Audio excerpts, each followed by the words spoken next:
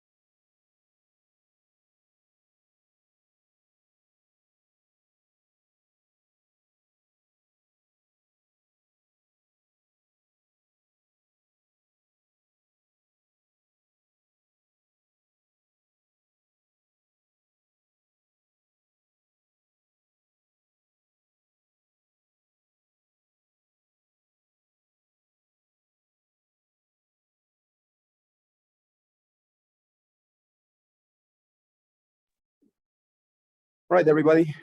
So we're about to begin. So I'm going to ask everyone to turn on your cameras so we can begin today's session. We have quite a lot to cover today, so we're going to begin as soon as you all turn on your cameras.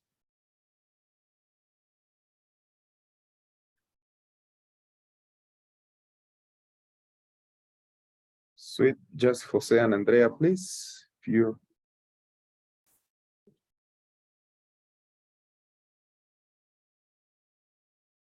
sweet. Okay. So I'm going to start sharing my screen and we're going to continue the presentation that we started on Tuesday. Tuesday, was it? Yeah, Tuesday. All right. So before we begin, do you have any questions or any comments that either one of you want to make regarding the listening section?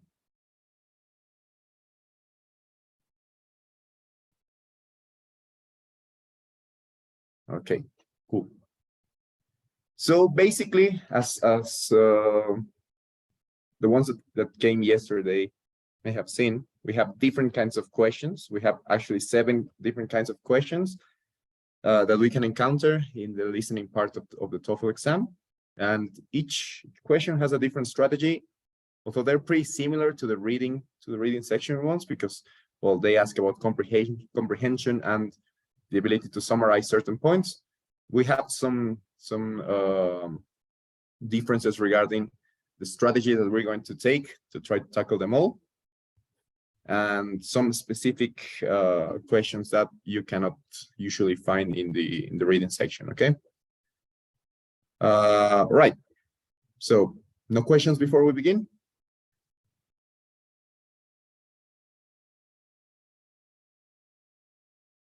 Right. Then, all right, we'll begin with the main idea. This is the first question you're going to hear, as you may have seen in yesterday's practice. is the first question we hear after the recording. So basically, whenever you start the listening section, just always know that the first question is going to be about what the main topic was of that recording. So they ask about the topic or the purpose or what was the intention of the conversation, basically. The interesting thing about this question is that they actually don't ask about specific details. They ask about the passage on a general term. So yeah, it's useful to just understand what the gist was of the passage, basically. Right. So basically, the key to this question is the first 30 seconds of the recording. Okay, you have to pay special attention to the first 30 seconds because that's where the answer is most of the time. Usually, when you have a lecture, when you have a conversation or a discussion or any of those, usually within the first 30 seconds, they tell you what it's about. If you remember in yesterday's examples, they talked about architecture and restoration of Notre Dame. Then we had the conversation about the clubs. And no, we didn't do the third one, right? So those were the two main ones. So always pay special attention to the first 30 seconds of the recording. That's where you'll find the answer to the first question. So yeah, that's an important one to take into account. David, please, I'm going to ask you to turn on your camera.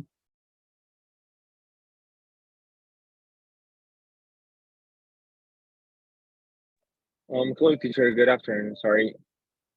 I won't be able to turn on my camera because right now we're having like a Wi-Fi connection mistake. So that's why if I turn my camera on, I wouldn't be hearing you. So that's why I got late to. So if for today I could get the camera. All right. Just for today, though. Just try to Yeah, make sure. just for today. Right. That's how it's my brother. Cool. No, it's all good. Thank you very much. All right, sweet. So, okay, so to continue with the strategy for this question, just focus on the first 30 seconds. And yeah, just don't get confused by the details that come afterwards because, well, of course, if you remember yesterday's examples and the ones we listened to on Tuesday, they always add up different details afterwards. But they're important, of course, and you have to make notes of them, but not for the first question. For the first question, just focus on the first 30 seconds and you have your first question basically guaranteed. Okay, so we're going to look at an example.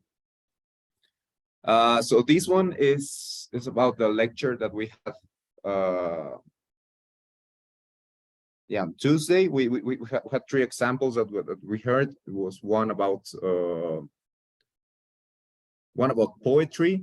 The conversation was about gossip, I reckon, a student having problems with gossip. And yeah, some issues with his classmates, and the discussion was about carbon, I think.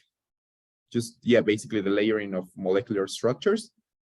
So we're going to be working with examples of those three recordings. You can revisit them whenever you feel. Look, unfortunately, we're not going to have time to listen to them again because we have quite a lot of content to do today. But you can revisit it. On the YouTube channel, you have all the recordings of the previous classes. So if you check out Tuesday's class, you're going to see this recording. Right. So the wording of the question is always the same. It's what's the lecture mainly about? What's the professor discussing?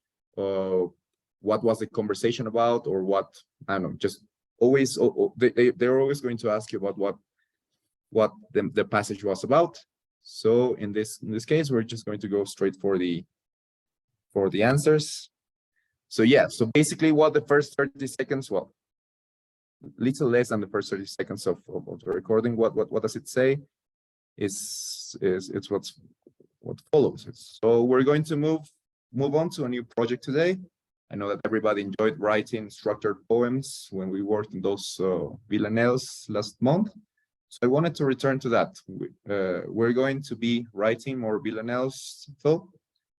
Instead, we're not going to be writing more villanelles, though. Instead, we're going to work on something that I think will be a unique experience for everybody here, something you haven't tried before, right?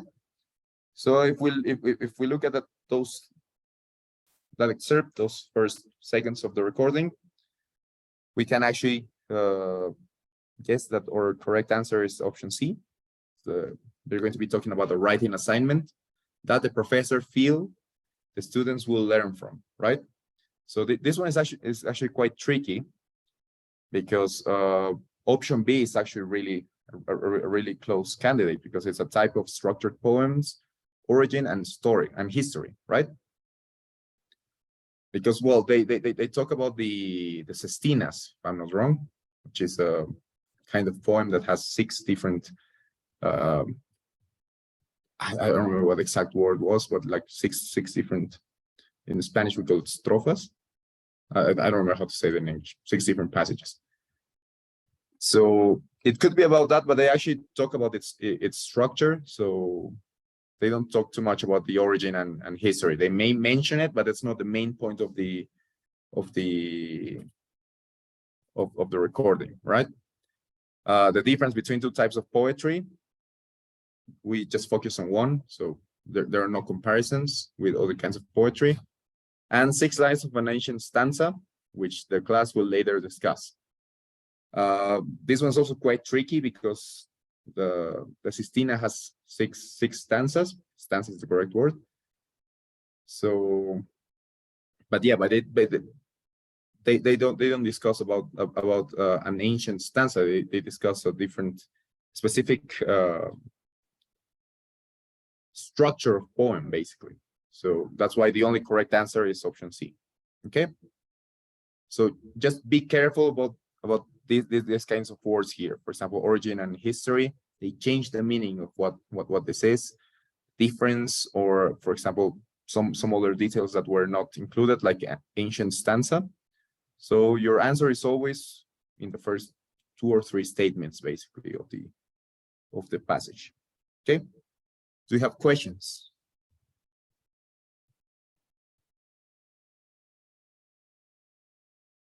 Right. This one's pretty straightforward, basically. Just you always know that your first question after the recording is they're going to ask you what the main purpose was. So try to understand basically what they're talking about. All right. So the next kind of question that you're going to encounter, and this one is actually one of the most frequent ones, is the detailed question. Okay. So basically what this question is pretty similar to the detailed question in the reading section as well. So they're going to ask you about a specific fact or an idea that was mentioned in the passage, basically. Just be careful that they're not asking you to connect different ideas. So that's an important point. Just about one specific idea and one isolated idea. So for this one, actually, it's important to understand certain concepts and make notes of certain concepts and meanings, and not necessarily specific data, like, for example, years. They mention quite a lot about years, but it's not a memory test. They're not testing your memory. They're testing your ability to understand concepts.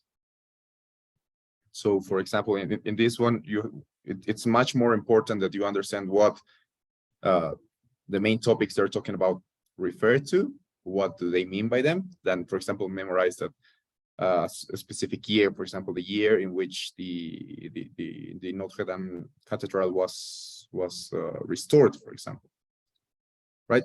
So they mentioned, for example, that it was restored after the French Revolution, but you don't have to memorize. They are not going to ask you at any point in which year did the revolution happen, for example. So yeah. So this one is a high frequency. Usually you have 2 per recording. It could be 1 or it could be 2. So yeah, basically this is the kind of question that you're going to encounter the most often, basically. So yeah, so basically what are the keys to this question? Yeah, so basically this question and most of the questions in the recording in the listening part depend on how well you can focus during the listening part and how effective your notes are, basically. So yeah, basically what for this one, what you have to do is just basically be as focused as you can on what you're listening to. Just don't try to, like, for example, think, okay, so I'm going to answer this one, so I'm running out of time, or I'm hungry, or I don't know, like different things that may go through your head. Try to just push them away as best as you can during the recording. That's the most important thing. Just try to focus as much of your attention as you can on what's been said. And yeah, just basically on the note-taking part, what I like to do is just basically write keywords, right? When I take notes, because well, I usually get distracted when I write notes. So when I do is what I do is just I write down keywords. I write down some specific concepts, some characters that were mentioned. For example, I don't know if you remember on yesterday's practice, they mentioned, I'm not sure if it was yesterday's. Yeah, I think Notre Dame was yesterday, right? So yeah, basically what they did was mention, for example, Victor Hugo and yeah, other two guys, Ruskin, that was against restoration, and the other guy, I don't remember his name, but yeah, the other guy that was pro restoration. So yeah, basically make note of certain characters and what their stances were. So yeah, just basically focus on the concepts, focus on the people that are involved, not necessarily in specific details, like for example, a specific number or a specific thing, just on what was said, basically. So that's the main key to this kind of question. Like, for example, if we're going to look at the lecture that we heard about, basically it was molecular structures. They had a word, I don't remember, it was allotropes, I think. It was about allotropes. So yeah, they mentioned that diamonds have faces and edges, right? So this is how the detailed questions are always going to be worded. So according to the professor or according to the student, why do diamonds have faces and edges? They're asking you about a specific thing, right? Okay, so let's look at the options. So the inner structure of diamonds, of diamond is unstable and random. This is not it, because basically what we heard was that it's actually quite well organized. That's why it's crystalline. So this is already yeah, we can get rid of this one. Diamond contains fewer impurities than coal does. This is true, but not necessarily related to why they have faces and edges. So okay, we're going to put a pin on this one. The orderly atomic arrangement of diamond is reflected in larger scale pieces. This one is not true, because actually even small crystals of diamond, we can see this structure that's quite characteristic. And yeah, so and this was not specifically mentioned, so yeah, that's not it. And crystals only form from specific molecular structure. So yeah, I think option D is the one that basically makes the most sense from what we heard. All right, I'm going to check this one.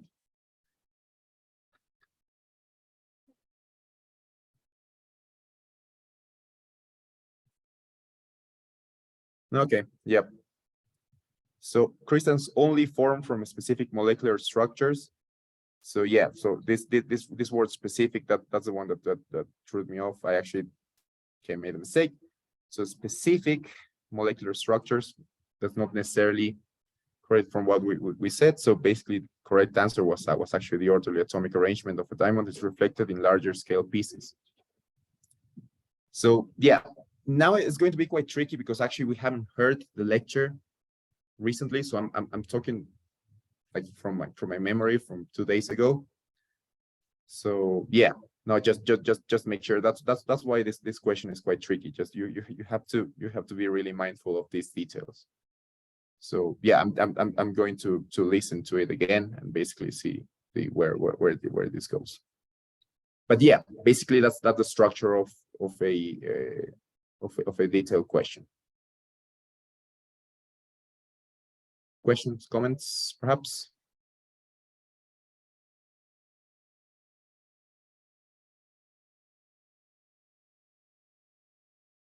Yeah, as you may have seen, these are quite tricky and they depend quite a lot. So my mistake basically on this one is I was relying entirely on my memory from what we heard 2 days ago. So yeah, memory sometimes it's frail. So that's why taking notes and having, because you're going to have your notepad, you're going to have a piece of paper to write on when you're taking the exam. It's really important so that you don't depend on your memory, because as you saw, sometimes memory can just play tricks on you, and just sometimes because there's so much information that goes around and so many details, you cannot keep them all specifically for I don't know, for like 15 minutes or 10 minutes. That's the allocated time that they give you for this kind of questions. So yeah, that's an example of why notes are really important. So yeah. Yeah, and that I included a specific section on this kind of questions, because as we saw in the previous one, sometimes they're going to give you some details, but they're tricky details that can sometimes let you to think that may be the right answer. So always check your notes. So that's another example. So it says, according to the lecture, what is true of sheets of carbon in graphite? So yeah, they mentioned, for example, that for example, in coal, molecular structures were like really convoluted, and they showed us the image. In diamond, they're more crystalline and more well organized, and in graphite, actually, you have sheets, right, which are like pieces of paper stacked one on top of each other. So yeah, basically they bond together under high pressure. That's a detail that was mentioned, but it was mentioned about diamonds. So that's not it. They can be separated by layers of other elements. Okay, this one actually, I actually could be, because they mentioned that those sheets can actually separate quite easily. Because that's why we use them, for example, for pencils, right? Because actually, when we apply friction, some sheets of this material actually separate and stick to the paper. That's why it's a good tool to write on. But the other elements part could be a bit misleading. So it mentions layers, it mentions the keyword, but the other elements could make this one not correct. So they form sharp corners when layered. Yeah, the sharp corners actually correlates a bit more to diamonds, so that's why this may not be it, because you can have some blunt pieces of graphite. So yeah, perhaps it's not it, and they do not hold together strongly. So this one actually makes more sense with what layers and sheets was referred to in the passage, because they say that's what we use it in pencils, because they can separate quite easily. So separate and do not hold together actually are synonyms. They refer to the same thing. So yeah, my guess would be for option D in this one. And yeah, this one actually got it right.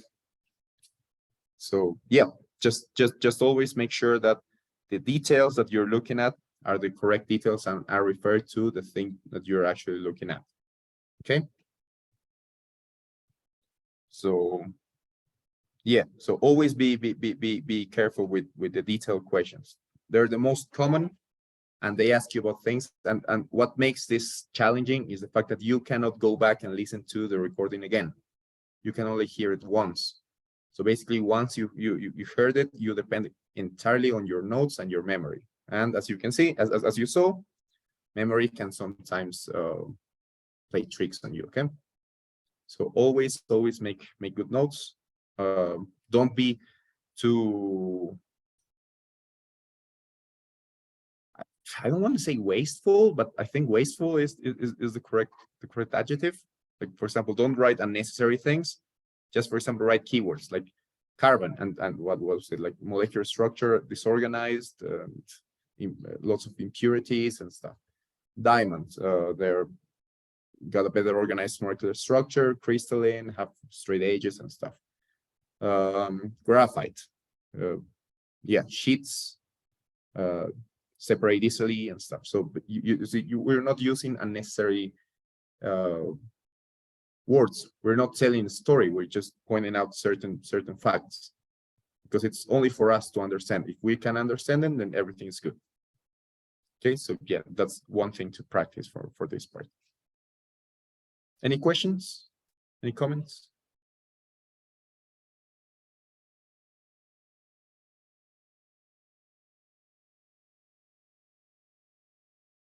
We've been awfully quiet the last couple of sessions, so yeah, just don't be shy. If you have questions or if you want anything to be clarified, just let me know. You know, this is not a lecture. I'm not teaching you class. I'm just sharing some of my insights. I'm just sharing how I tackle these questions. And it's always important that if you have any doubts or anything to ask or anything to add, even, it's important that you do, because it's actually going to make this session more useful for you. Okay. Right. So we're going to move them. All right. The next kind of question is the function question. We like to call it function or purpose question. So yeah, this one is also really straightforward. They are going to ask you about why something was said, basically, what the function of something that was said was in the context of the recording. This one is really easy to identify because they always give you the option to hear the specific passage again. So how this question usually appears in your TOEFL exam is listen again to part of the conversation, and they're going to give you a link that you can click on, and you can listen to the thing again. And why did I don't know, the professor said this thing, for example, and they're going to put an emphasis on a specific detail. So yeah, so that's a way to recognize this kinds of question, basically, that you have that option to just play that specific part of the recording again. So yeah, always be so. In this question, I do not recommend you to take notes, because it's going to be such a short thing that basically it's not worth it to take notes. Just basically concentrate on the tone, or on the way it was mentioned, or yeah, just make sure you understand the context. So yeah, you already took notes of these parts beforehand, so not much point of taking notes again. So this one is a medium frequency one as well. So you're going to encounter between 1 or 2 of these kinds of questions per recording. So yeah, this one is going to pop up quite a lot as well, as the previous one did. So yeah, the keys to answering this kind of question is always think of the context. Don't focus on the word per se, but think of how the word was used in the context of the conversation or in the context of the lecture. Or yeah, just try to look at the big picture, and always try to understand what the situation was, like why they were there, what they were trying to accomplish. Just try to imagine the scene, just picture it in your head. That's always really helpful, because that way, you know, we have inflection in our voices. Sometimes we can say things like, I don't like red, which implies that, for example, that I'm indifferent, but I don't like it. Or if you say, for example, I do not like red. So it's a different way of saying the same thing. You said you don't like red, but like, no, I don't like red. It's It gives you more of a leeway, like you're indifferent to, but you don't like it. But I don't like red is like I strongly affirm that I don't like red. So that's why it's important to just imagine what the scene was. All right. So we're going to look at an example of this. So yeah, this is how it's always phrased. So listen again to part of the lecture, and they're going to give you this part. And well, because we cannot hear it again, I'm going to read it. So yeah, just pretend it's not written there. So it says, you're very close, but not quite. It's actually a very old form of poem, older than the Spanish you're learning in this class. The first sestina we know of was written in Occitania, language that's related to Spanish, but it's completely distinct. Well, let's not get stuck about let's not get stuck talking about the history of the form. And they're going to ask you, why does the professor say this? Well, let's not get stuck talking about the history of the form. So yeah, basically the emphasis is on this last part. So let's not get stuck talking about the history of the form. Why does he mention this? What's his intention? Right? What is the purpose of him saying that last part? So let's look at the options. The class assignment is related to the form of the poem, not its origins. Yeah, this one actually makes sense because we're talking about that sestina sounds like Spanish, because it sounds like seis, as they mentioned in the passage. But he says that it's written in Occitania, which is a different language that's much older than the Spanish that we speak now. But he says let's not get stuck. So this one actually could be a good option. Okay, let's move on to the next question. Let's do the next option. He's certain the students will want to talk more about the history of the sestina. This is a bit of a stretch because yeah, no one's actually said, well, let's put more emphasis on that. So what's the history? So this is actually a bit of a stretch because he's certain that the students will want to talk more. Doesn't mention it. It's not implied in any point of the recording we just heard. So yeah, probably this one is not it. He would like to avoid what he assumes will be a boring topic. Yeah, it doesn't mention that it's boring. It doesn't. Okay, I'm not going to bore you with this. Usually, what's said in this kind of options.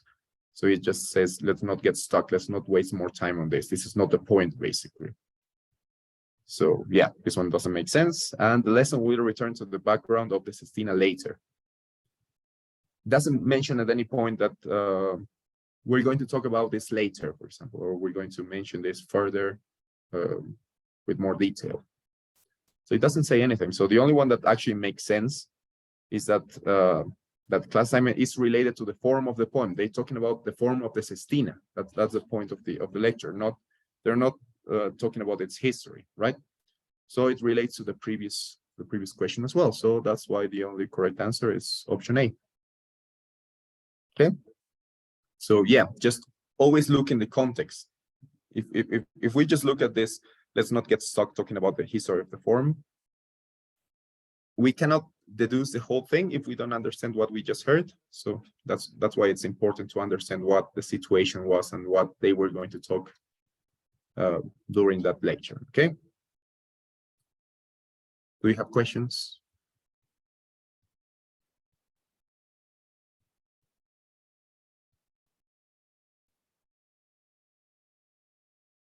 All right. Sweet. Just letting you know, you can ask questions at any point. All right, awesome.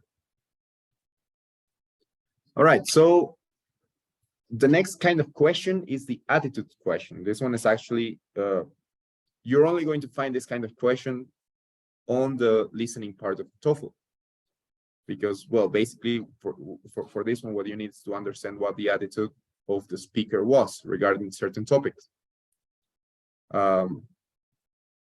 It may sound similar to the previous one where they ask you why does he mention this?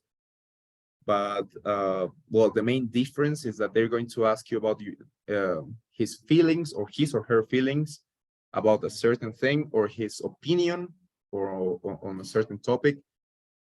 So yeah, basically that's the main difference. And the other main difference is that they're not going to let you listen to the thing again, because yeah, basically they're going to ask you about a larger thing. So it's not going to be like a small detail about like for example, the previous example in which we just focus on one sentence.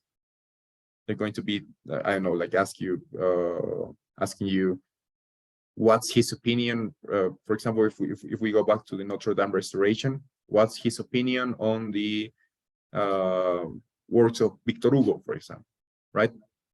So you have to understand what the context was. So it's not necessarily about a specific part. It's about like a much broader context. So these ones are actually not as frequent as the previous ones. So you're going to encounter perhaps one sometimes, and there are going to be some recordings in which you're not going to encounter these kinds of questions. So yeah, you could either find them or not find them, but if you find them, it's going to be only one question of this type during your whole recording, okay? So yeah, this is low frequency. It's not that common. Okay, so the keys for this question, it's not only thinking about what was said, right? Not only thinking about like what the professor mentioned regarding that topic. Not only that, that's important. That's the main part, but that's not the entirety of it. That's why it's specific to the listening part, because in this one we also have inflection in the way we say things, as we saw in the previous example.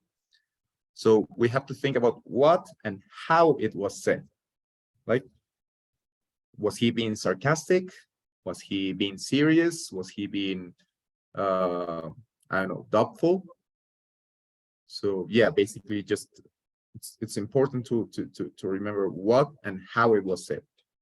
So for this one, it's really important to identify emotions, right? Emotions in the way the speaker was talking about certain things. Sometimes he was passionate, perhaps, or yeah, or he was like, yeah, I don't know, skeptic. So always try to focus on how the speaker felt about a certain topic, okay? Right, so an example of this is, yeah, so what is the professor's attitude towards the student's suggestion that she speaks with his classmates? Right, so for this one, I actually added the part of the passage that they were referring to, because well, this one is on the conversation that we heard, where student goes and complains to his teacher about certain problems that he's having with his classmates. So yeah, basically what the teacher says is, I don't know if me talking with them would really help all that much. So yeah, if I don't remember wrongly, that's how she said it. She puts quite a lot of emphasis in the word me. I don't know if me talking with them would really help all that much. So yeah, okay. So let's look at the question, and let's look at the context as well. So they're talking about trying to solve a problem, right? That the student has with the rest of his classmates. So yeah, so let's see what our options are. So she believes the student hasn't spent enough time thinking about a possible solution. Yeah, that doesn't make much sense really in this context. So probably not it. She's nervous about trying something that she has little experience in. It's a bit of a stretch, but actually, yeah, it could make sense in certain context, but I'm not sure if it makes sense on this one. So let's put a pin on this. She thinks the students should ask somebody else to help. Actually, this one makes much more sense, because she said, like, I don't know if me as a professor or as a teacher can actually help you in this sense, because well, she cannot basically convince her classmates to stop criticizing him, right? So my hunch is that this is the correct answer, but let's look at the last option. She's doubtful that she would be able to resolve the problem. It's either between C or D. Okay, so I'm going to I'm actually going to go more with D because it makes more sense. Yeah, probably because she's not suggesting it, but it could be C as well. Yeah, so it was C. It was C. So yeah, so you have to be really mindful of the context on this one. But yeah, would really help all that much. So yeah, she thinks the student should ask somebody else to help. So yeah, that was a stronger one. But yeah, as you see, sometimes it's quite tricky because yeah, they give you certain details that you cannot differentiate. Let's look at this one. She's hopeful that she would be able to resolve the problem. So it says, I don't know if me talking with them. So this could imply that that's why I actually went with this, but I actually went on a more literal sense. But I think the gist of what she was saying is, I don't know if me, like, I'm not sure if I'm the right person, more than I'm not sure if I can, which basically what doubtful that she would be able to resolve the problem is. So I think, yeah, that's where my mistake was. So she says, I'm not sure if I am the correct person. She's not saying, I'm not sure if I can actually deal with the problem. So yeah, basically that's why option C is a better option. Okay.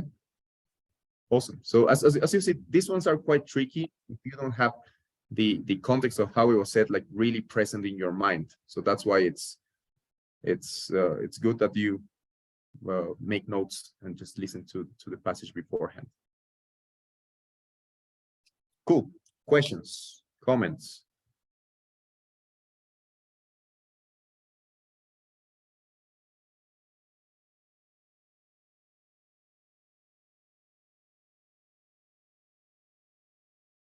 Right. So yeah, basically you can revisit these questions. You have the recordings of the passages that we're referring to on Tuesday class, so you can actually go look for them afterwards, which I strongly suggest you to do, and you can practice your note-taking skills as well. Okay. Sweet. So we're going to move to the next kind of question, which is the organization question. The name is quite tricky on this one, but yeah, most methods refer to it as organization questions. So basically what they ask of you on this one is to think of the structure or the organization of the recording. These questions, you're more likely going to find them in lectures because, well, lectures are more organized and more structured. So that's why this one is it's more common on those kinds of recordings. So whenever you have recording, you know that there's a possibility that they're going to ask you something like this. So it's really similar to the function questions, but again, they're not going to let you listen to the passage again. So that's the main difference. So in their phrasing, they could be quite similar to the function question when they ask you about the purpose or the function of something that was said. But yeah, the main difference that they're not going to let you listen to the thing again. And these ones are also not too common. So yeah, you're going to either find one or not at all per recording. So yeah, these ones are really uncommon to encounter. So yeah, as basically in all of them, you have to pay attention to the structure of what was said as you listen. So yeah, this is more about note taking, right? So think about, for example, if they're mentioning stories, just sometimes they tell you the story about a certain character. So yeah, just make sure that you understand like the chronological order of the things that were mentioned are. Or for example, if they talk about examples, like in the lecture about molecular structures, they talk about carbon, they talk about diamonds, and they talk about graphite. So yeah, make sure that you annotate the keywords for like all of these examples, because those are examples. The ideas, a good example of this, for example, is the recording on the restoration, right? You have the ideas of Victor Hugo, you have the ideas of Ruskin and Olmate, that I don't remember his name, right? So you have the ideas of three characters. So yeah, those are good details to take when you're listening to the recording. Always try to organize the thing into a specific structure. This one is mostly about your notes.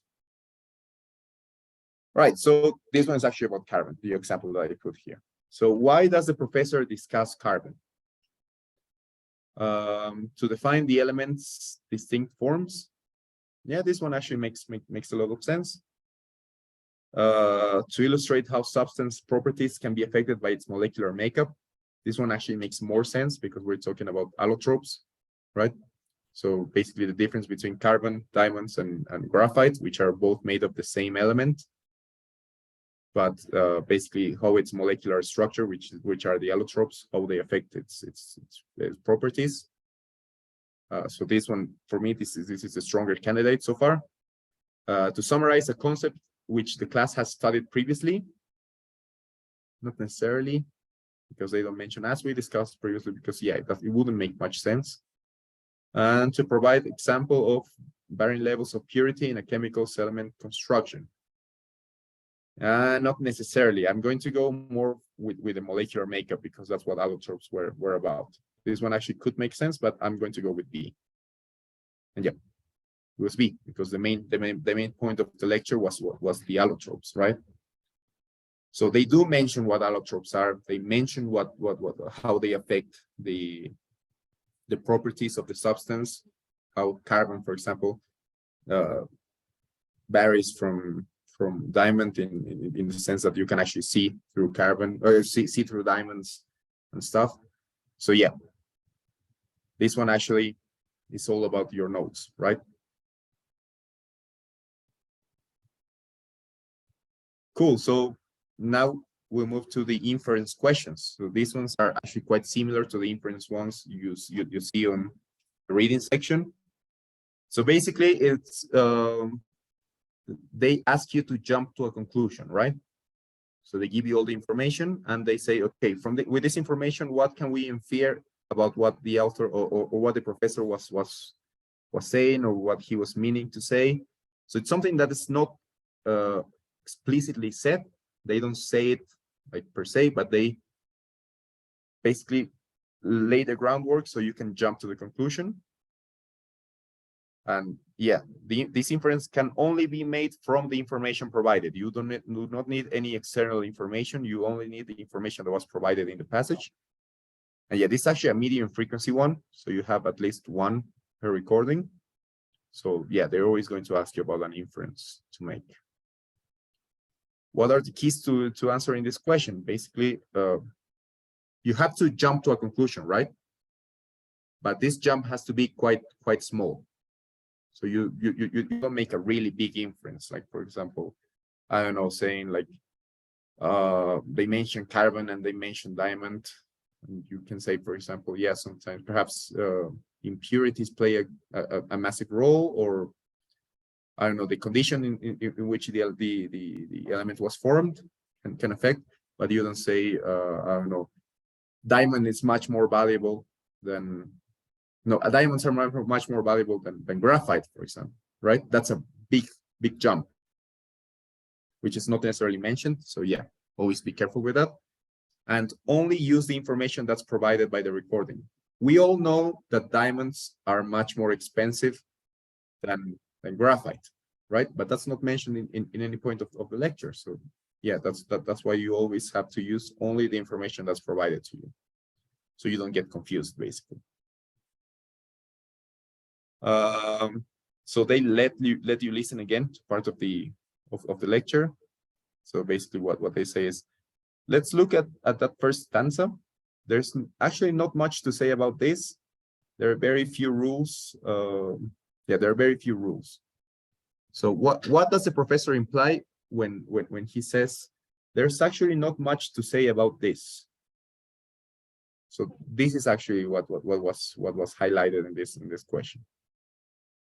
So yeah, the first question is that it requires little explanation. This one could be it, because when he says there's actually not much to say about this, they have very few rules. So it could just be really simple, so it doesn't require much explanation. So this one could be it. It's an important part of the sestina. Not really. So it doesn't mention it anywhere. It's shorter than the other stanzas.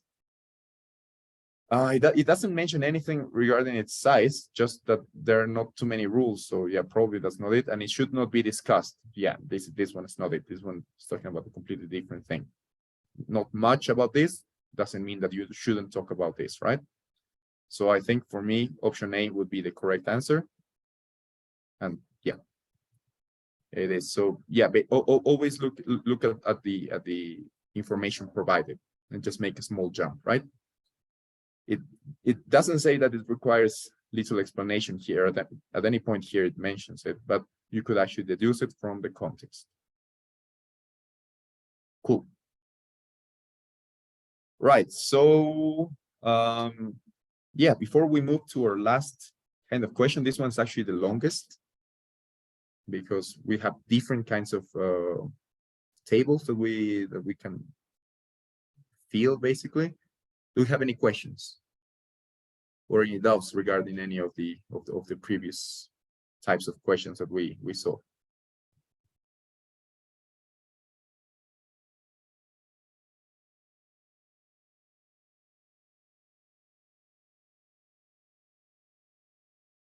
No questions? Right. So I think from yesterday's practice, we still have one recording left that we haven't seen, and in that one, oh no, we saw a table. We saw a table actually, right, regarding Victor Hugo, Ruskin, and the other guy. So that's an example of a table one where they ask you to categorize certain things. So yeah, basically it's different from the other kinds of questions because you're not asked to just give you like one or two answers. They ask you to organize certain kinds of information, and you have a table. You always have a table. We're going to look at the different kinds of tables later on. So what you do in this one, you have to click on one of the options and drag it, right? To drag it into the correct category. So that's more interactive. So that's the main thing of this question. So you have yeah, 4 kinds of tables. They're going to ask you to match certain things, categorize certain things, order them, or mark them as yes or no, right? This is like true or false. Yeah, these ones are really low frequency. You're usually going to encounter only one of them per exam. That means out of your 5 or 6 recordings you're going to listen to, probably only one of them is going to have like a table question. So yeah, this one is more of a summary one. So yeah, just be mindful. If you haven't encountered one, just yeah, you're probably going to find one later on in the recordings. And if you already encountered one, then that's probably the only one you're going to see. Okay. Right. So yeah, basically for this one is do not get distracted by details. It's the same as in the table ones we saw in the reading section. Just focus on the main points, focus on the main concepts, not necessarily on the details. This one is not about details. This one is about main concepts. And yeah, pay attention to certain definitions, certain concepts, and certain characters that were mentioned. A good example is the one we did on yesterday's practice, where you had Victor Hugo, Ruskin, and the other guy. So yeah, just pay attention to what it was said about all 3 of those characters, right? Okay, so we're going to look at the first example. This is an example of a matching one. You can see it's a matching one because you have to match each of the definitions with the part of the idea that it describes. Actually, I took this from different passages because I couldn't find one for the ones that we were listening to. So yeah, we do not have like background information for this one, but yeah, I just wanted to show you what the structure was. So for example, in this one, they ask you to categorize in 3 categories, basically iris, cornea, and retina. So you have to match all 3 of these options with the correct option. In this case, it's like this. So the iris is so you have to match the concept with its description, right? Its definition, right? So the iris is a colored ring. The cornea is the transparent covering in front of the eye, and the retina is the tissue at the back of the eyeball. So this one is based on the information of that reading, of that recording, sorry. So yeah, basically what you have to do is match them with the correct definition. In terms of categorize, basically what they're going to do is they're going to give you a table with 2 or 3 categories. And yeah, basically different things that you have to categorize. For example, it is often confused with wool. India is the world's largest producer. Its production has been declining rapidly, and it must be separated from coarser hair after shearing, right? So basically, you have to categorize like if this one refers to cashmere or mohair for all of them, right? So in this case, those were the correct answers. So an important thing to think about this category questions is that all of the answers can actually be like on one category only. So the questions do not are not correlated with each other. So you don't have to like put half and half. So for example, in this one, three are cashmere and only one is mohair. It could be possible that all 4 refer to only one category. So be careful with that. Just analyze each one independently of the other ones. And if you put them all in only one category and you feel like may not be right, it probably is. Okay, there's a possibility that all of them fit on one category only. Okay, just be careful of that one. This one is really tricky in that sense. The yes or no, here I just put all the answers. The first one, it's basically a true or false statement, right? So they're going to say, according to the lecture, which of the following are true for the Mercator projection? So yeah, basically they're going to give you four statements, and you have to say if it's true or if it's not true, right? It's true or false, basically. But they like to say yes or no. But they're always going to ask you like which of the following are true, right? So you have 2 categories, yes or no. It's the same as the category 1, but your categories are predetermined as in true or false. Really straightforward. We've all done true or false questions beforehand. So yeah, just make sure that in here in these kinds of tables, just be really careful of certain words that can change the meaning of things. Like sometimes they mix the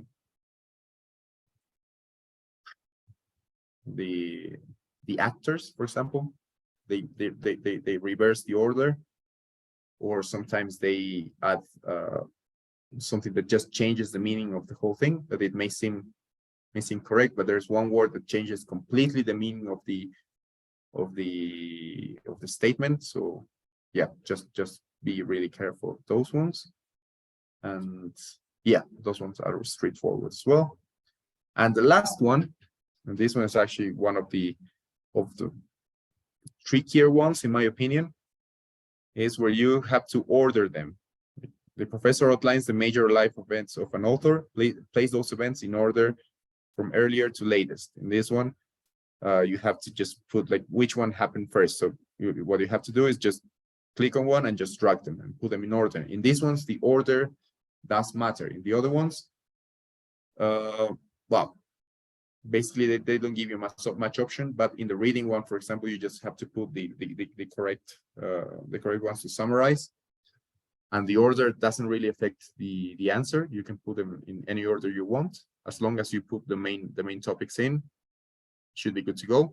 But in this one, the order is really important, because what they're asking you is just to order them in chronological order. So yeah, if you, for example, are hearing a story about someone, or like a biography or something like that, yeah, just make sure that you understand what the order of events was, because they're probably going to ask you something like this. Okay, so those are the 4 main kinds of table questions that we have. And yeah, that's basically it for the listening section. Those are all the kinds of questions that we're going to encounter. So while I ask if you have questions or comments to make, I'm going to launch the poll for today's lesson. So Yep, if you could answer it. And while you answer, let me know if you have questions or if you have doubts, perhaps.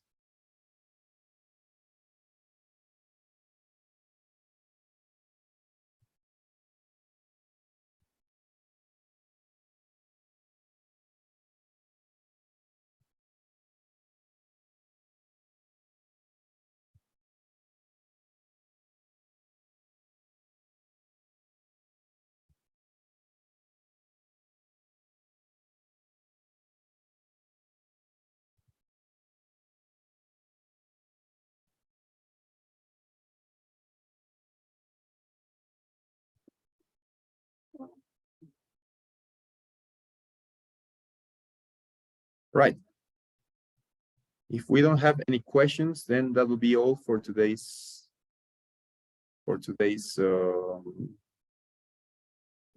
session. There was a lot of ground to cover. Those were basically the main ways in which we can answer these kinds of questions. And yeah, tomorrow what we're going to do is we're going to start with the classroom discussion that we still had left from yesterday, and we're going to try to do three more recordings as well, so we can get or note taking and or answering practice as good as we can get. Okay, so that will be all for today. Unless you have any questions or something to say.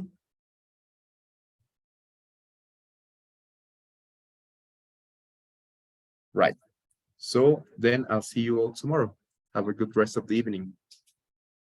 See you. Bye.